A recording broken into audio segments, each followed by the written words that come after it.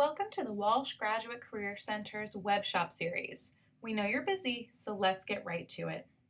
Your resume serves as arguably the most important marketing tool in your job search strategy. It must quickly and effectively market your skills and experience to your intended audience. In most cases, you will need a one-page resume, so let's take a look. The one-pager is written in a bottom-line, upfront style to suit the needs of your reader. Your reader is busy. He or she is either a recruiter sifting through hundreds of resumes to fill a vacancy, a contact who wants to share your resume around with his or her busy colleagues, or a friend who might not speak your industry's language. It is your job to make life easy for your reader and describe your accomplishments in an easy-to-digest format. Your content must pass the 10-second test. Can your reader gain a sense of your value quickly? There are certain cases where your resume should be longer. For example, applying to a federal position on USA Jobs, applying to a PhD program, and also if you've conducted research and your target audience wants a longer resume. Lastly, if you can't fit all of your relevant experience on one page, for example, if you've been out of school for a long time, then make sure the most important information is on the first page.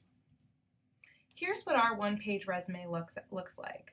This one-pager is in Times New Roman. It's 11 font, half-inch margins. The organizations are in caps and bold. The job titles are in bold, and the headings are underlined.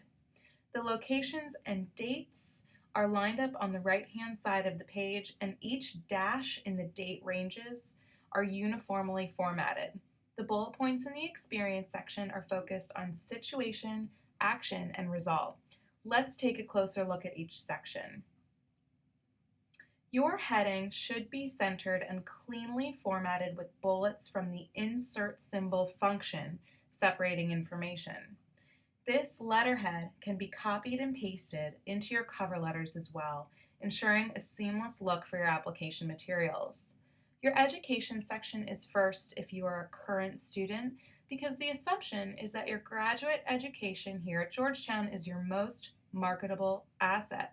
Start with the most recent education experience, listing university name, school name, degree name, location, and graduation date.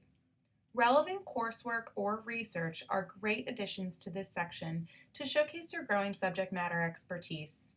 You can include your GPA if it is exceptional, typically a 3.7 or above.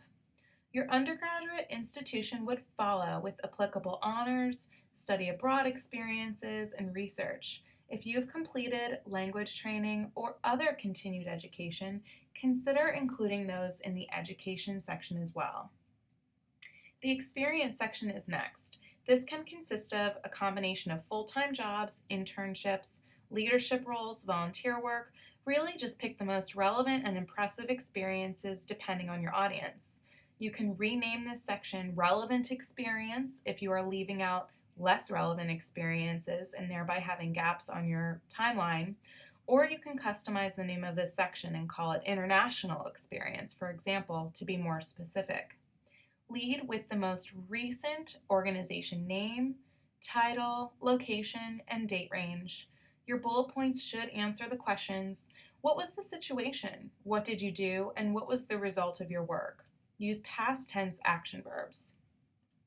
Results can be qualified or quantified. In this example, this person is showcasing their analytical skills and ultimately created a quantifiable database of information and created reports. Be careful not to simply copy and paste your job description into your resume.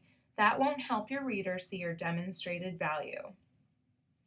The last section is called Distinctions. Here you can have one-line entries for your skills, honors, awards, scholarships, leadership, volunteer roles, really anything that you think would be interesting to your reader that distinguishes you from other candidates. You can put your clearance here if applicable as well. If you don't have a clearance and are seeking positions that require one, it is helpful to have a clearance line in distinctions indicating that you are clearable. If you want to include interests, be sure that they're interests you love to discuss and also make sure they're specific. For example, travel is an interest that is too common and broad but if you have traveled to a specific place, that would be worth noting as an interest. Some common interests include marathons, sports, musical instruments, and hobbies. Please feel free to make an appointment with a career advisor here at the GCC using your WalshWorks account and have your resume reviewed. You can also check out our resume resources in the WalshWorks document library. The template you see here is available as an editable Word document on WalshWorks. Before using your resume to network and apply for jobs and internships, be sure to spell check and check your grammar. Use keywords and themes that are aligned to the job description and your targeted industry. Adapt this template to suit your needs and please focus on results. At the end of the day, would you hire you? If your resume is easy to read and convincing, it just might end up in the yes pile.